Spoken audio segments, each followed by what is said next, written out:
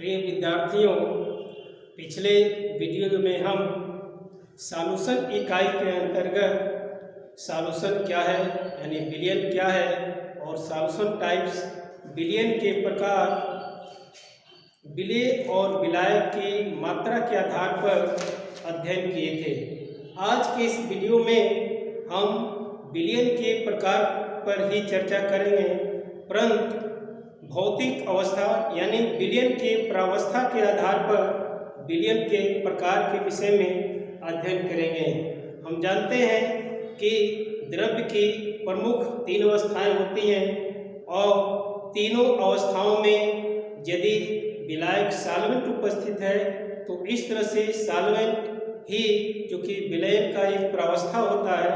अतः यदि सॉल्वेंट ठोस, द्रव या गैसीय अवस्था में है तो उसी अनुसार विलयन भी तीन प्रकार का हो सकता है, यथा सॉलिड सॉल्यूशन,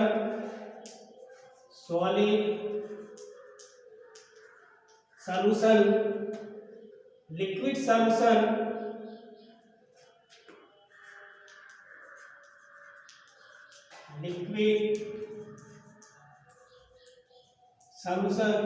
जिसमें विलायक द्रव अवस्था में होगा, और गैस सॉल्यूशन या गैसियस जिसमें विलयन की प्रावस्था गैसीय अवस्था में होगी।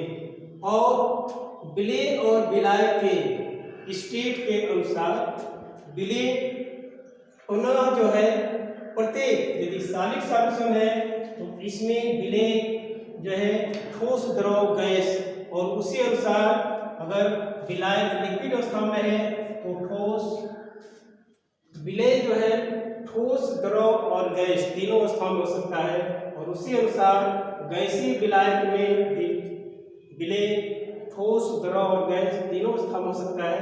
इस तरह से प्रावस्था के आधार पर विलयन 9 प्रकार का हो सकता है, जिसे प्रमुख से 3 वर्गों में और पुनः इसे 9 वर्गों के अंतर्गत रख करके हम देख सकते हैं। यथा हम एक एक करके प्रत्येक का हम उदाहरण के साथ देखेंगे। सबसे पहले सॉलिड सॉल्यूशन, जिसके अंतर्गत यदि सॉल्वेंट प्रत्येक में जो है सॉलिड होगा,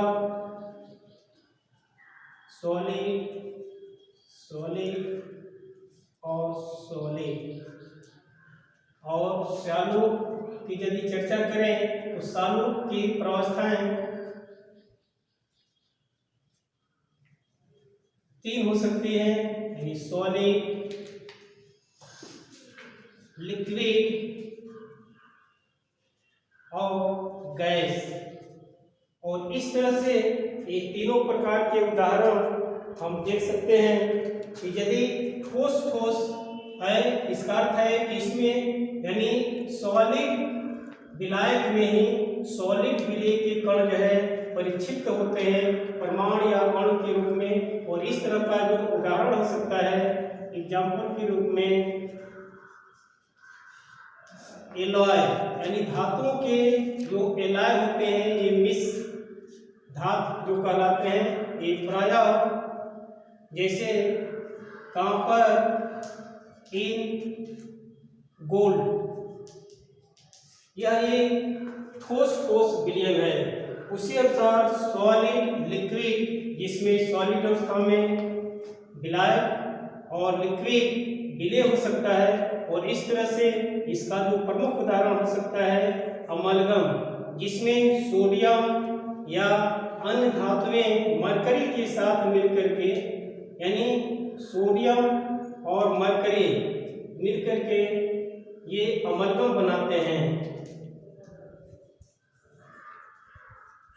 तो सॉलिड इन लिक्विड या लिक्विड इन सॉलिड, यहाँ पर यदि सॉलिड और गैस का उदाहरण देखें तो सॉलिड विलायक पर गैस, जैसे उत्प्रेरक रूप में यदि प्लेटियम कार्य कर रहा है तो यहाँ पर हाइब्रिडीकरण में प्लेटियम पर हाइड्रोजन गैस या कैंपर इन नाइट्रोजन गैस या सॉलिड और गैस विलयन का एक उदाहरण है।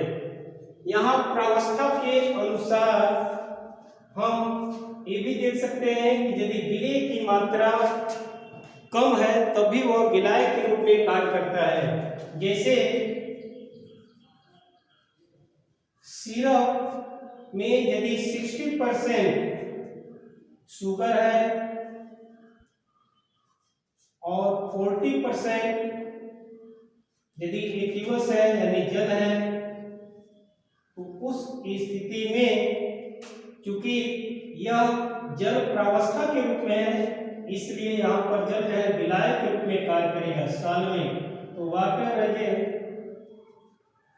सॉल्वेंट के रूप में प्रयुक्त है। इसी तरह से सॉलिड सॉल्यूशन के बाद लिक्विड, जिसमें विलायक यानी सॉल्वेंट द्रव अवस्था होगा और चालू तीनों अवस्थाओं में हो सकता है। जैसे लिक्विड, सॉल्वेंट और सॉल्यूट के रूप में यदि लिक्विड ही है तो लिक्विड सॉल्यूशन यानी द्रव विलयन, जिसका उदाहरण के रूप में हम देख सकते हैं कि एल्कोहल जल में प्रत्येक अनुपात में विलय है, यानी 10% यदि एल्कोहल हम कहें एक्वस तो 10% एल्कोहलिक विलयन में यह दोनों द्रव अवस्था है और एक तरह से द्रव विलयन का एक उदाहरण है। इसी अनुसार 10% वाटर इन एल्कोहल मिल सकता है और इस तरह से यदि 50-50% दोनों है तो ये हम निर्णय नहीं कर सकते कि कौन विलायक है और कौन विलय है। तो यहाँ पर मात्रा के अनुसार हम कर सकते हैं कि जो अधिक मात्रा में होगा यदि प्रावस्था समान है तो वह विलायक होगा, अन्यथा विलय। इसी अनुसार लिक्विड और यहाँ पर सॉलिड, जिसका प्राय उदाहरण मिलता है लिक्विड विलायक में सॉलिड, जैसे वाटर में यानी जल में वाटर में चीनी या नमक यदि घुला है तो ये इस तरह का विलयन है। लिक्विड, सॉलिड या द्रव ठोस विलयन या जिसे हम कहेंगे लिक्विड सॉल्यूशन। थर्ड, लिक्विड विलायक में ही गैस, जैसे कोई अगर ऑक्सीजन या कार्बन डाइऑक्साइड यदि द्रव जल में विलय है तो जल में यानी H2O में ऑक्सीजन यदि विलय है तो इस तरह का द्रव में गैस विलयन का एक उदाहरण है। और इसी प्रकार हम थर्ड देख सकते हैं, थर्ड जो प्रकार है वह है गैस सॉल्यूशन,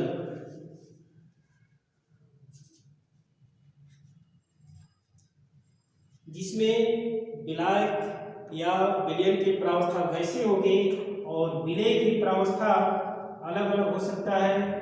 तीनों अवस्था में ठोस, द्रव, गैस में हो सकता है। गैस, विलायक, गैस, विलायक और यहाँ पर विलय के रूप में गैस, और यदि गैस है तो इस तरह का जो उदाहरण होगा एयर। हम जानते हैं कि एयर में बहुत सारी गैसें यानी कई गैसों का मिश्रण होता है और एक तरह से यह समांगी विलयन बनाता है, जिसे nitrogen plus oxygen plus CO2 अन्य गैसें यदि मिश्रित हैं तो एक तरह से समांगी मिश्रण बनता है और हवा एक विलयन है, गैस गैस विलयन। इसी अनुसार गैस इन लिक्विड, अगर गैस में द्रव विलय है यानी विलायक के रूप में गैस है लिक्विड, तो हम आर्द्रता के रूप में देख सकते हैं कि वायु में यदि नमी तुच्छ उपस्थित है जलवाष्प के रूप में, तो ये आर्द्रता के रूप में आर्द्रता या हम कोहरत को भी इसके अंतर्गत ग्रहण कर सकते हैं। ये गैस में द्रव विलयन। इसी अनुसार गैस में सॉलिड यानी गैस विलायक अधिक मात्रा में उसमें ठोस विलय हो सकता है। इसका एक प्रमुख उदाहरण धुआं, स्मोक या कैंपर इन नाइट्रोजन इसका उदाहरण हो सकता है। धुआं जिसमें कार्बन डाइऑक्साइड अन्य गैसें होती हैं और कार्बन के सूक्ष्म कण इसमें उपस्थित होते हैं। इसी अनुसार कैंपर कपूर इन N2 यह भी गैस में ठोस का एक उदाहरण है।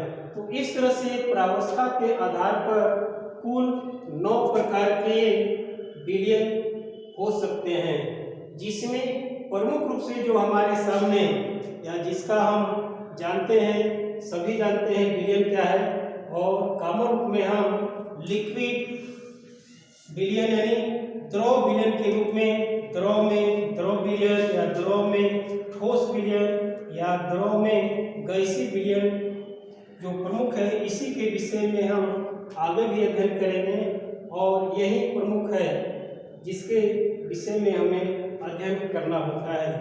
इसके बाद हम विलयन के प्रमुख लक्षणों के विषय में चर्चा करना चाहेंगे।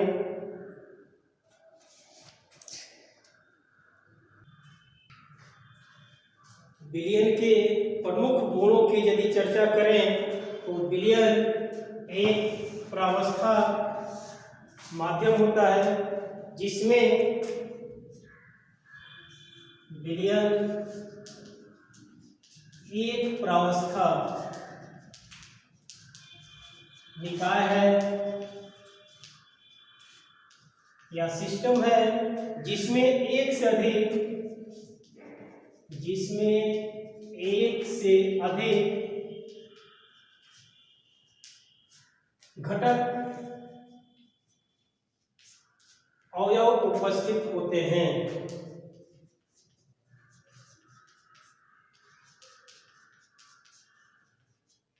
विलायक के रूप में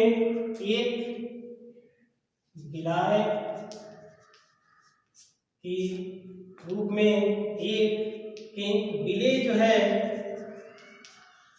एक से अधिक हो सकता है, एक से अधिक हो सकता है। जैसे जल में चीनी और नमक, जैसे आप साधारण घोल बनाते हैं, जल में चीनी और नमक विलय है तो चीनी और नमक दोनों विलय हो गए और विलायक के रूप में जल होता है। वहीं दूसरा विलय के कणों का आकार, विलय के कणों का आकार और विलायक के कणों का आकार विलयन में प्रायः एक समान होता है, यानी विलय और विलायक के कण प्रायः सूक्ष्मदर्शी से भी अलग अलग प्रदर्शित नहीं होते। विलयन के कणों या घटक कणों का आकार क्योंकि एक प्रावस्था है, इसलिए 10⁻⁷ से 10⁻⁸ जो कि विलायक के कणों का ही आकार का रेंज है के अंतर्गत सेंटीमीटर के अंतर्गत होता है। इस तरह से एक प्रावस्था बनती है। और थर्ड, विलयन के घटकों को प्रायः अपकेंद्रण विधि और फिल्टरन यानी छानने की क्रिया द्वारा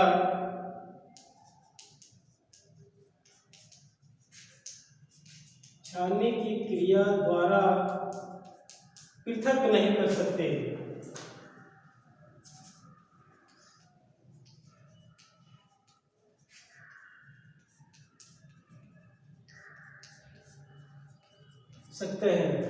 वहीं जहां यदि कोलाइडल या हेट्रोजीनियस विलयन है, वहां से समान प्रकाश का परिकिरण या मार्ग प्रदर्शित होता है, वहीं यदि ट्रू बिलियन है तो वहाँ पर प्रकाश के कणों का यानी वेवलेंथ का परिकिरण नहीं होता है। और एक तरह से बिलियन एक अशुद्ध पदार्थ होता है। बिलियन एक अशुद्ध इम्प्योर माध्यम होता है, अशुद्ध इम्प्योर सिस्टम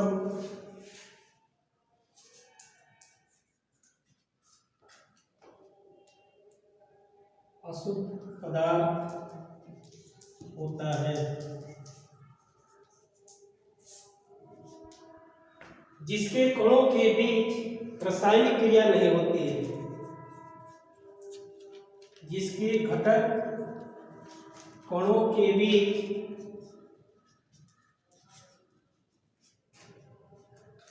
कोई रासायनिक घटना रासायनिक क्रिया नहीं होती है। परंतु यदि विद्युत अपघट प्रकार का विलेय है, सॉल्यूट है, उस स्थिति में विलेय के कणों का आयनन हो सकता है और इस तरह से जो विलयन में आयन उपस्थित होंगे उन्हीं के गुण जो है विलयन प्रदर्शित करता है। और इसी कारण कॉपर सल्फेट का विलयन नीला होता है, क्योंकि जल में जाने पर अपने आयनों में अपघटित हो जाता है। तो इस तरह से विलयन एक प्रावस्था है जिसमें कणों का आकार एक प्रायः निश्चित होता है। और इस तरह से हम विलयन के समान गुणों का हम अध्ययन किए। अगले वीडियो में हम विलयन की सांद्रता पदों का हम अध्ययन करेंगे। अब तक जो भी हम पढ़े इसके अंतर्गत विलयन क्या है, विलयन के प्रकार, और इसी के अंतर्गत ये 2 वीडियो ग्रहण किए गए हैं। धन्यवाद।